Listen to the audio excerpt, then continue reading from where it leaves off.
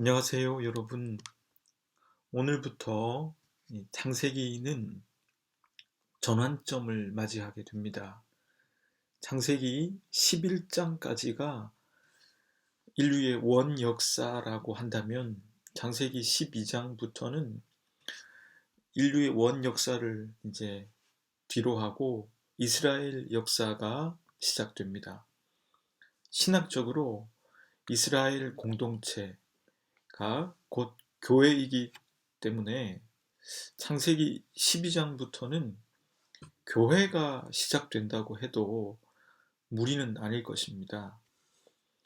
이것을 족장의 역사라고 부르기도 하는데요. 그것은 창세기 12장부터 족장들의 이야기가 계속 이어지고 있기 때문입니다.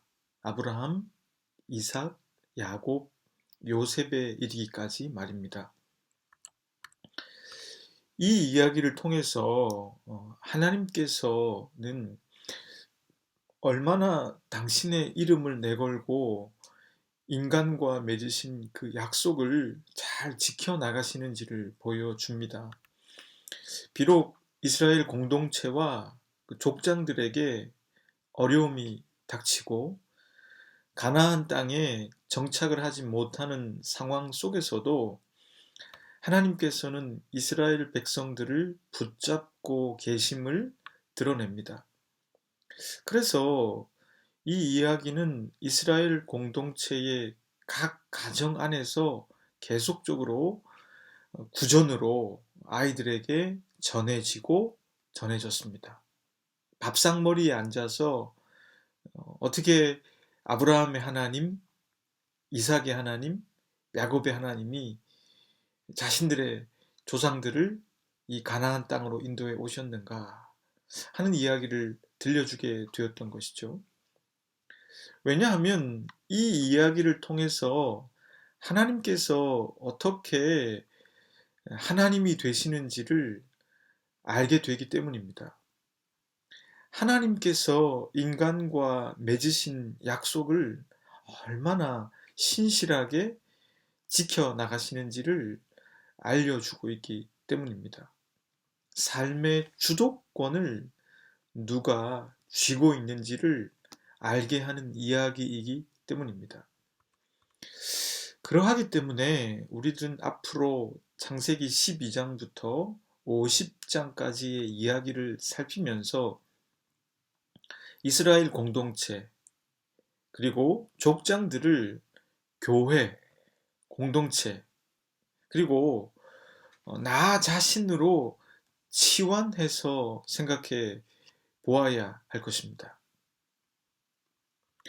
이 족장들의 역사는요, 주전 2000년대 초반에 일어났다는 것이 정설입니다.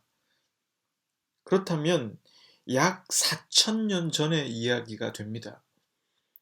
우리가 믿는 하나님은 아브라함의 하나님, 이삭의 하나님, 야곱의 하나님이십니다.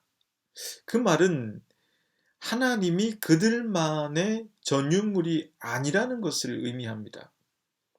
그들의 이야기를 통해서 그 하나님이 바로 저와 여러분들 그리고 우리 공동체의 하나님이심을 뜻하는 것입니다. 그 약속은 여전히 저와 여러분들 우리 공동체에게 주어져 있는 하나님의 선물입니다.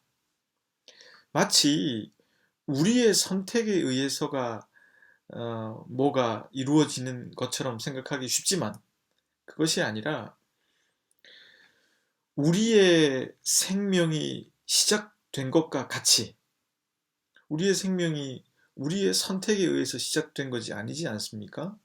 그것처럼 이 하나님의 구원의 사역이 하나님께서 인간과 맺으신 언약, 약속을 통해서 이루어져 간다. 그것을 말씀하고 있습니다. 그러하기 때문에 이 이야기는 4000년 전의 이야기가 아니라 여전히 우리들의 삶과 잇닿아 있습니다. 하나님의 약속은 여전히 유효하고 그 약속의 근거에서 저와 여러분들을 진정한 구원으로 인도해 나가고 계십니다.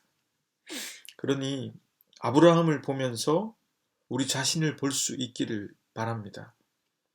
이삭을 보면서, 야곱을 보면서, 요셉을 보면서도 마찬가지입니다. 그들을 통해서 나와 교회를 바라볼 수 있기를 바랍니다. 오늘은 창세기 12장에 관해서 생각해 보도록 하겠습니다. 창세기 12장의 내용을 먼저 요약을 해보면 다음과 같습니다. 창세기 12장은 이스라엘의 시작입니다. 갈대아 우르를 떠나 화란에 머물고 있었던 아브라함과 그의 가족들을 하나님께서 부르셨습니다. 본토 친척 아비집을 떠나 하나님께서 보여줄 땅으로 가라고 하셨습니다. 그것은 두말할 것 없이 가나안이었습니다. 아브라함은 하나님의 말씀을 따라갔습니다. 조카 롯도 함께 갔습니다. 아브라함은 가나안 땅으로 들어가서 어디에 정착하진 못했고요.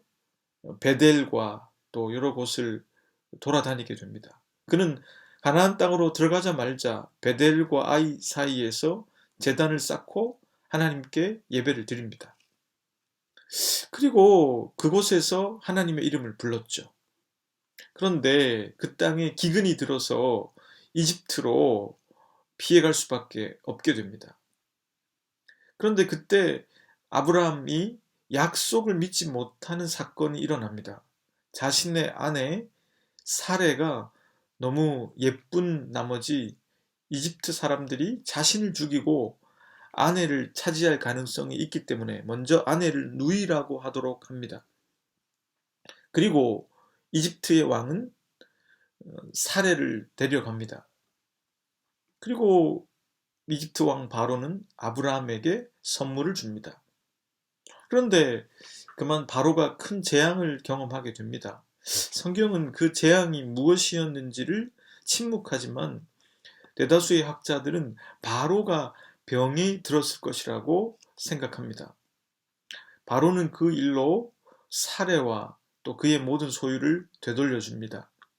오히려 이 일을 통해서 아브라함은 좀 더 많은 재물을 갖게 되었고 또 특히 자신을 이끌고 있는 하나님의 약속이 무엇인지를 이제 경험하게 됩니다. 이게 창세기 12장의 요약입니다. 그럼 오늘 이제 저와 여러분들은 창세기 12장을 통해서 두 가지의 생각을 해 보려 합니다. 첫째 생각은요, 믿음의 여정은 어떻게 시작되는가 하는 점입니다. 여러분, 도대체 믿음은 어떻게 시작되는 걸까요? 한 인간이 또 한 공동체가, 한 교회가 어떻게 출발할 수 있을까요? 창세기 12장 1절부터 3절까지의 말씀은 그것을 말씀해 주고 있습니다. 제가 한번 읽어보겠습니다. 여호와께서 아브라함에게 이르시되 너는 너의 고향과 친척과 아버지의 집을 떠나 내가 네게 보여줄 땅으로 가라. 내가 너로 큰 민족을 이루고 네게 복을 주어 네 이름을 창대하게 하리니 너는 복이 될지라. 너를 축복하는 자에게 내가 복을 내리고 너를 저주하는 자에게는 내가 저주하리니 땅의 모든 족속이 너로 말미암아 복을 얻을 것이라 하신지라. 여러분, 좀 거창하게 말하면 이 말씀은 우리의 믿음의 여정이 어떻게 시작되는지를 말해주고 있습니다. 믿음의 여정이라고 표현할 수도 있겠지만 제대로 된 신앙이 어떻게 시작되는지 말한다고 볼 수 있습니다. 그것은 인간에 불과한 우리들에 의해서 시작되지 않습니다. 그것은 하나님에 의해서 시작됩니다. 1절부터 3절까지의 말씀의 주체는 바로 하나님이십니다. 그리고 객체는 아브라함과 그의 가족들입니다. 이 아브라함을 여러분들로 한번 치환해 보시길 바랍니다. 그러면 와닿게 됩니다. 말씀에서 계속 반복되는 단어가 있습니다. 그것은 주체인 하나님을 뜻하는 단어인 내가입니다. 내가 내게 보여줄 땅으로 가라. 내가 너로 큰 민족을 이루고 내가 복을 주어 내가 내 이름을 창대하게 하리니 내가 복을 내리고 너를 저주하는 자에게는 내가 저주하리니. 그러니까 여기서 주체이신 하나님이 계속 등장하게 되는 것이죠. 하나님께서는 지금 타락으로 점철되어가는 인간의 역사를 보시면서 하나님께서 개입하고 계신 것을 볼 수 있습니다. 그래서 반복적으로 자신을 드러내시면서 자신이 주도권을 쥔 존재라는 것을 밝히십니다. 믿음과 삶이 어떻게 시작되는가? 그것은 바로 하나님께서 우리를 부르시는 것에서 시작됩니다. 죄를 범한 우리들이 무엇을 한다고 해서 큰 업적을 이룬다고 해서 시작되는 것이 아닙니다. 하나님께서 우리들을 사랑하셔서 여전히 인간의 존엄함과 특사됨을 잊지 않고 계시고 하나님의 약속을 믿고 따라가면 민족을 이루게 하고 복을 주시고 그 이름을 창대하게 하겠다고 하신 것이죠. 이것은 기복적으로 해석할 소지가 많은데요. 그렇지 않습니다. 구약을 해석할 때 가장 조심해야 할 것이 이것들을 기복적인 물질적인 변화나 어떤 내 삶의 눈에 보이는 변화들로 해석을 해서는 안 된다는 것이죠. 하나님께서는 그 약속을 믿고 살아가기 시작하는 인간에게 언제나 함께 해 주신다는 것을 약속하신 것입니다. 그러니까 그것은 때로는 물질일 수도 있겠고, 때로는 눈에 보이는 변화들일 수도 있고, 때로는 은사를 주시는 것일 수도 있습니다만, 그것을 근거해서 반드시 그것이 있어야만 하나님이 약속을 이루어 가고 있다라고 볼 수는 없는 것이죠. 여러분, 이 말씀에서 참 섬세하신 하나님을 발견할 수 있는데요. 창세기 11장에서 사람들은 바벨탑을 쌓으면서 자신들의 이름을 내고자 했습니다. 그런데 하나님께서는 12장 앞부분에서 그 이름을 창대하게 하신다고 하셨습니다.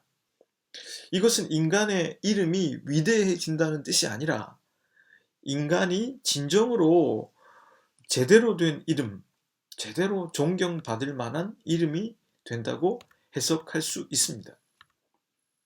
이것도 전적으로 하나님의 약속에 근거합니다. 이 약속이 정말 중요합니다. 믿음의 근거가 인간이 뭔가를 이룬 업적이 아니라는 것이죠. 우리들이 이 부분을 이해하는 것이 참 어렵고 감동이 되지 않는 측면이 있습니다. 왜냐하면 우리들의 문화가 외치는 소리에 우리들은 너무 오염이 되어 있기 때문입니다. 우리가 살아가는 문화는 우리들에게 이렇게 외칩니다. 결국 너에게 달렸어. 열심히 해. 그러면 저 높은 데에 진짜 멋진 삶이 있을 거야. 결국 우리들은 나의 한계를 인정하지 않은 채 혹은 인식하지 못한 채 그저 모두가 같은 곳을 향하여 높이 높이 나아가기 위해서 온갖 애를 쓰게 됩니다. 그리고 그 가운데 자신을 되돌아볼 기회와 계기조차 없습니다. 그런 가운데 인간은 점차 자신의 노력이 아니면 뭔가를 가질 수 없다는 생각을 하게 됩니다. 결국 우리들은 주어져 있는 것의 아름다움을 보는 눈을 상실하게 됩니다. 이게 중요합니다. 우리의 믿음의 근거는 우리가 뭔가를 이루어 놓은 업적이 아닙니다. 또 그것을 이루기 위한 노력에 달린 것도 아닙니다. 그리고 우리에게 발생하는 기복적인 변화에 근거하지도 않습니다. 만약에 그러한 것들을 믿음의 근거로 삼는다면 우리들의 믿음은 끊임없이 왜곡되고 흔들리고 또 모순에 빠지게 됩니다. 어떤 모순일까요? 그것은 하나님을 믿는데 왜 내게 눈에 보이는 업적의 변화와 내가 이렇게 노력하는데 나의 기복적인 변화가 없느냐는 식으로 가게 되는 것이죠. 결국 그것은 우리의 믿음을 짧게는 아주 강하게 강화시키는 것처럼 보일 수 있지만 길게 보면 우리의 믿음의 모순을 발견하게 되는 것이죠. 우리의 믿음의 근거는요, 바로 하나님의 약속, 즉 하나님의 말씀에 있습니다. 하나님께서 불임인 사레와 아브라함 가정을 부르셔서 만물을 새롭게 하시는 그 일을 하시겠다고 하시는 그 약속을 믿는 것, 그 약속 그 자체가 믿음의 근거가 되는 것입니다. 그 약속으로 우리를 부르시는 하나님을 통해서 믿음의 여정이 시작됩니다. 그리고 믿음의 여정은 그것에 대한 응답으로 시작이 됩니다. 그러니까 처음은 하나님의 부르심, 하나님의 약속에서 시작되고요. 두 번째는 인간이 그것에 어떻게 응답하느냐에 따라 시작된다는 것이죠. 여기에서 하나님께서 인간을 얼마나 인격적으로 사랑하시는지 알 수 있습니다. 하나님께서는 인간을 위한 약속이 좋은 것인 줄 알고 인간에게 있어서 그 약속이 진짜 필요한 것인 줄도 알고 또 그래서 그것을 선물로 주셨습니다. 하지만 그것을 강요하지 않고 주체적으로 부르셨지만 그것을 선택할 수 있도록 하셨습니다.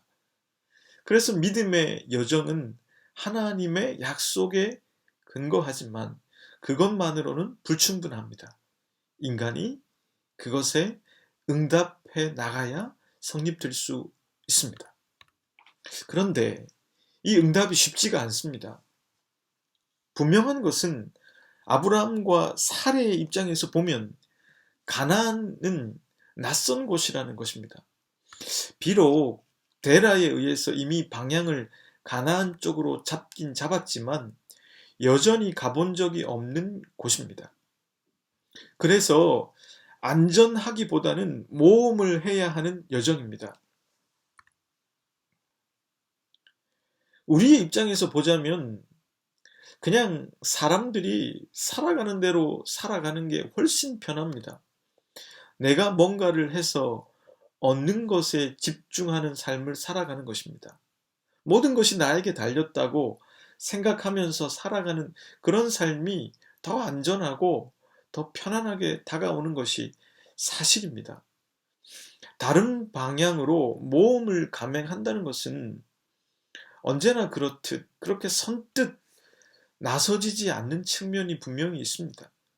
아브라함과 사레가 나중에 부족한 모습들을 많이 보여주지만 그럼에도 불구하고 믿음의 조상이라고 불릴 수 있게 된 것은 바로 이런 하나님의 약속에 근거해서 그 부르심에 응답해서 떠났다는 데 있습니다.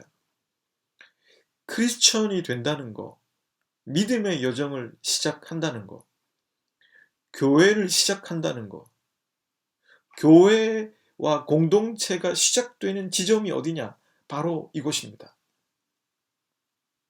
이것은 완전히 믿는다는 의미는 아닙니다. 100% 믿음이 생겨서 그런 것이 아닙니다.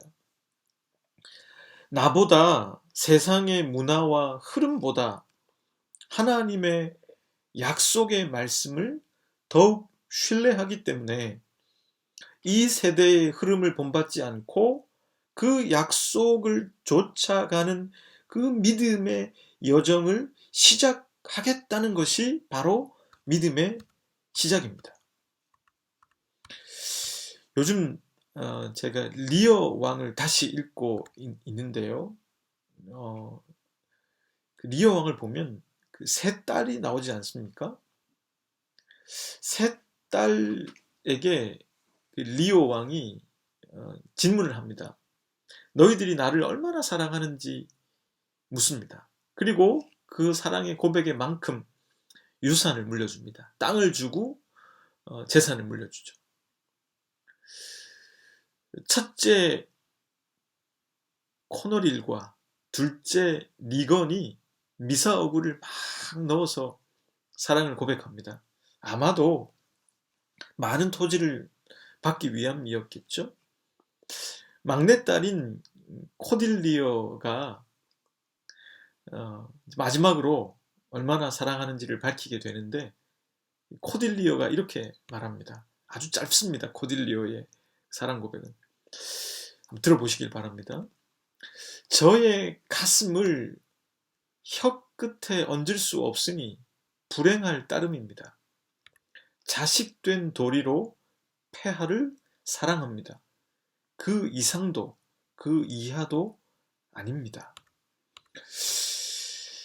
더 많은 땅과 재산을 얻기 위해서 정말인지 의심이 들 정도의 고백을 하던 코너릴과 리건에 비해서 이 고백은 초라한 고백이었습니다. 그러나 이 고백만큼 진실한 고백도 없다는 생각이 들었습니다. 코딜리어는 언니들의 그 흐름에 말려들지 않았습니다. 그리고 자신이 아버지를 사랑하는 것을 그 근거를 변하지 않는 자식된 도리에 두었습니다. 그것은 기분이 좋을 때에도 기분이 나쁠 때에도 관계가 좋을 때에도 좋지 못할 때에도 아버지가 나에게 잘할 때에도 못할 때에도 아버지가 아플 때에도 건강할 때에도 여전히 부모와 자식의 도리라고 하는 것은 살아 있습니다. 그러니까 흔들리지 않은 근거를 삼고 사랑을 고백한 것이죠. 그러니까 미사오구를 사용해서 땅을 얻고자 하는 기름칠과는 근본적으로 다른 고백인 것입니다. 우리들의 믿음을 어디에 근거를 두어야 하느냐? 우리의 업적이나 노력에 있지 않습니다. 그리고 우리들의 기복의 유무에 있지 않습니다. 만약에 우리의 업적이나 노력이나 기복의 유무라면 그것은 변할 수밖에 없는 조건과 기준이 됩니다. 우리들의 업적이 여러분 언제나 화려할 수만 없지 않습니까? 우리들이 매일 그렇게 노력할 수 있겠습니까? 그리고 우리가 언제나 기복적으로 복을 받습니까? 그렇지 않습니다. 하나님이 먼저 악으로 치닫는 우리들에게 약속을 주셨다는 것, 그게 바로 믿음의 근거입니다. 그래서 나중에 신약에 나오는 삭개오도요, 그가 예수님을 믿게 되자 예수님이 뭐라고 말씀하셨습니까? 이제 너도 아브라함의 후손이라고 하신 것입니다. 그러니까 그 약속은 2000년의 시간을 두고 있는 삭개오에게도 유효했고, 그리고 지금 우리에게도 여전히 유효합니다. 교회의 시작도 바로 이것에 근거해야 합니다. 교회는 이 약속 때문에 생겨나야 합니다. 그 약속을 믿고 그것에 응답하는 삶을 살아가겠다고 생각하는 사람들의 모임이 바로 교회인 것입니다. 그러하기 때문에 생각보다 교회는 진지하게 삶을 살아가고자 하는 사람이라면 누구라도 한 번쯤은 와 봄직한 그런 곳이 될 수밖에 없습니다. 사랑하는 여러분, 교회와 또 믿음의 여정이 어디에서 시작되는가? 그걸 잊지 마시길 바랍니다. 그것은 하나님의 약속의 근거에서 우리를 부르시는 하나님에 의해서, 그리고 그 약속에 100% 순종은 아니지만 옅은 믿음으로 세상보다 하나님을 더 믿고 나보다 하나님을 더 믿고 따라가기 시작할 때, 떠나갈 때 시작된다는 걸 잊지 마시길 바랍니다. 둘째 생각은 믿음의 여정은 아주 먼 여정이라는 것입니다. 여러분, 창세기 12장의 뒷부분을 읽어보면요, 믿음의 여정을 그래도 떠나서 시작한 아브라함이라고 믿어지지 않을 정도로 형편없는 모습이 등장합니다. 이런 장면은 성경을 기록하면서 좀 뺐으면 좋았지 않았을까 하는 생각을 해보게도 됩니다. 그러나 아시다시피 그런 장면을 빼면 아브라함 이야기에서 너무 많은 분량을 삭제해야만 할 것입니다. 그만큼 아브라함이 하나님의 약속을 온전히 믿지 못했다는 것입니다. 그들은 북으로 세겜, 남으로 헤브론을 오가면서 옮겨 다니게 됩니다. 약속을 믿고 떠나왔는데 삶은 안정적이지 못했습니다. 그리고 엎친 데 덮친 격으로 기근까지 들어서 이웃에 있는 이집트로 피난을 가야 했습니다. 약속을 따라서 떠나왔다고 해서 삶에 찾아오는 어려움이 사라지지 않습니다. 그러니까 기복을 적으로 본다면 어떤 복을 받은 것이 아니라 복의 반대에 있는 개념이 아닌가 생각되기도 합니다. 그런 가운데 아브라함은 참 형편없게도 미모가 출중한 자신의 아내인 사레를 누이라고 하자고 합니다. 왜냐하면 아내를 차지하기 위해서 자신을 죽일까 하는 겁이 났기 때문입니다. 창세기 12장 1절과 3절 말씀에서 내가 반복하시며 약속을 주신 그 하나님의 약속을 믿지 못하는 것을 보여줍니다. 그러니까 좀 더 확정적으로 말을 한다면 아브라함과 사레는 그 약속을 믿지 않았습니다. 그런데 결론은 어떻게 되었나요? 오히려 하나님께서 바로 왕에게 병이 들게 하심으로 아브라함과 사레가 하나님의 약속이 구체적으로 무엇인지 그 실제를 보게 되었습니다. 그리고 그들은 바로 왕에게 물질적인 선물까지도 받게 되었습니다. 그리고 사례를 보호해 주셨습니다. 결국 그들은 하나님의 약속을 믿지 못했지만 그 약속은 그들을 지켜주었고 그 약속은 지켜졌습니다. 이 이야기를 읽으면서 저는 아브라함이 약속을 떠올릴 기회가 있었다는 생각이 들었습니다. 아내에게 누이라고 하자고 할 때, 바로가 선물을 보냈을 때, 그리고 아내를 왕궁으로 보낼 때, 그때 여러분 돌이킬 기회가 있지 않았습니까? 그때 자신이 지금 약속을 믿고 이곳에 왔다는 것을 생각해 볼 수 있었을 것입니다. 그러나 그는 돌이키지 못했습니다. 저는 도리어 이 부분에서 은총을 입었습니다. 왜냐하면 인간이 그렇게 쉽게 약속을 믿고 믿음의 모험을 감행할 수 없기 때문입니다. 그것은 인간을 일관되게 이해하도록 해 주었고, 그래서 우리의 믿음의 근거가 우리 각자의 노력 여하에 있지 않다는 것을 다시 생각하게 해 주었습니다. 결국 우리가 하나님을 믿어갈 수 있도록 하나님께서는 최선을 다하고 계십니다. 선택은 우리가 하지만 주도권을 쥐고 우리를 이끌어 가시는 하나님의 현존이 살아있는 것입니다. 익숙한 곳을 떠났다고 해서, 잠시 그 약속에 응답했다고 해서 우리들이 믿음을 갖고 있다고 착각해서는 안 될 것입니다. 그 믿음이 내 삶과 내 전인격을 지배하는 것은 너무나 어렵습니다.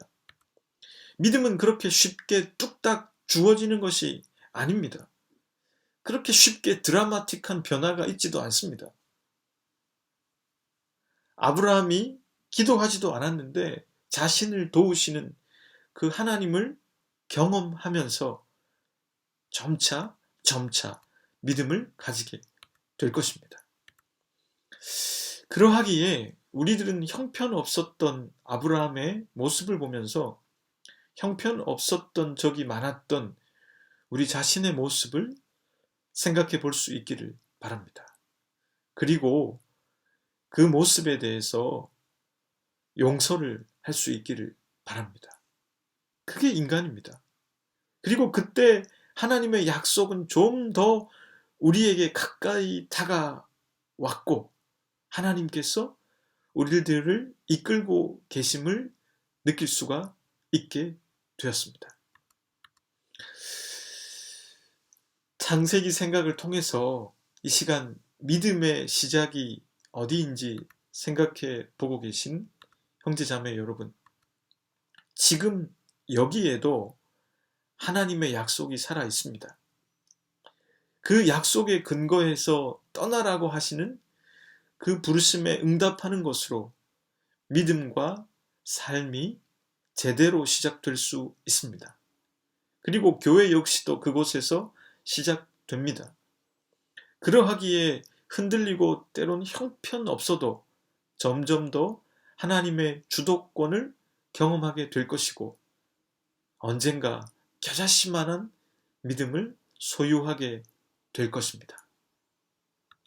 이제 다 함께 기도하겠습니다.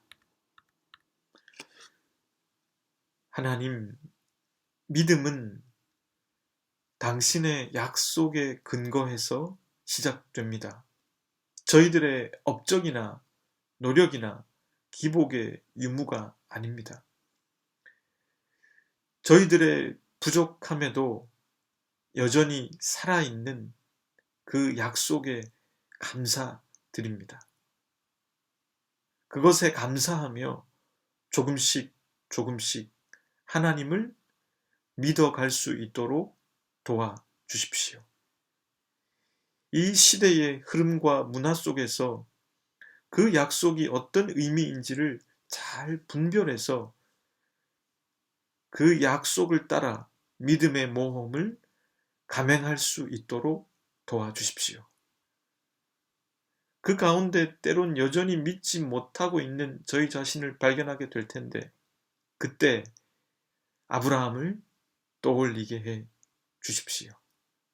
그리고 언젠가 주님 말씀하신 겨자씨만한 믿음이 저희들에게 자리 잡게 되기를 바랍니다. 예수 그리스도의 이름으로 기도드립니다. 아멘.